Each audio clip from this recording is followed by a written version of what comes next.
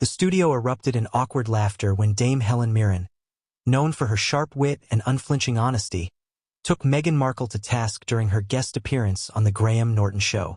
What was meant to be a lighthearted moment about Meghan's supposed homemade shortbread spiraled into a brutal public roast that left viewers cringing, audiences gasping, and Meghan herself looking humiliated.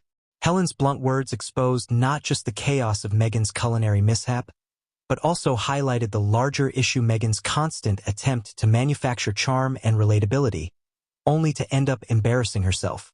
From the moment Meghan introduced her shortbread, calling it a special family recipe, the tension was palpable.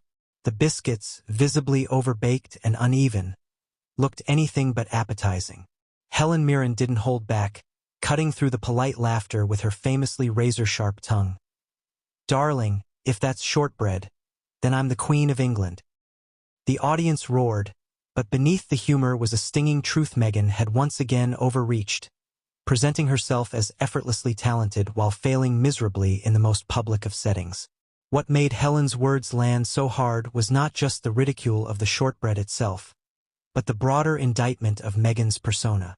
For years, Meghan has been accused of trying too hard to force her image of perfection, whether through staged appearances, exaggerated humanitarian gestures, or awkward attempts at domestic normalcy. The shortbread fiasco became a symbol of that overreach. Instead of authenticity, Meghan's presentation reeked of performance. Helen simply said what many were already thinking but were too polite to voice.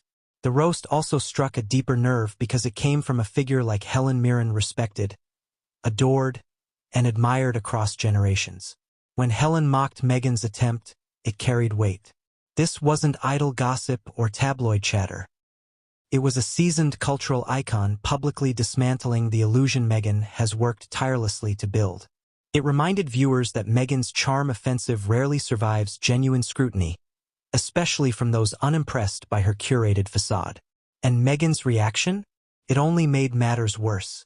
Instead of laughing it off with humility, she visibly bristled, forcing a tight smile that did little to disguise her irritation. Audiences noticed the defensiveness, the inability to handle lighthearted critique, and it fed into the growing perception that Meghan can dish out grand claims but cannot withstand the slightest pushback. Once again, her attempt at control slipped, revealing the brittle fragility behind the carefully constructed image. The shortbread chaos might sound trivial on the surface, but in the world of public perception, these small humiliations accumulate. Each one chips away at Meghan's credibility, making her appear more out of touch and less relatable to the very audiences she desperately tries to win over.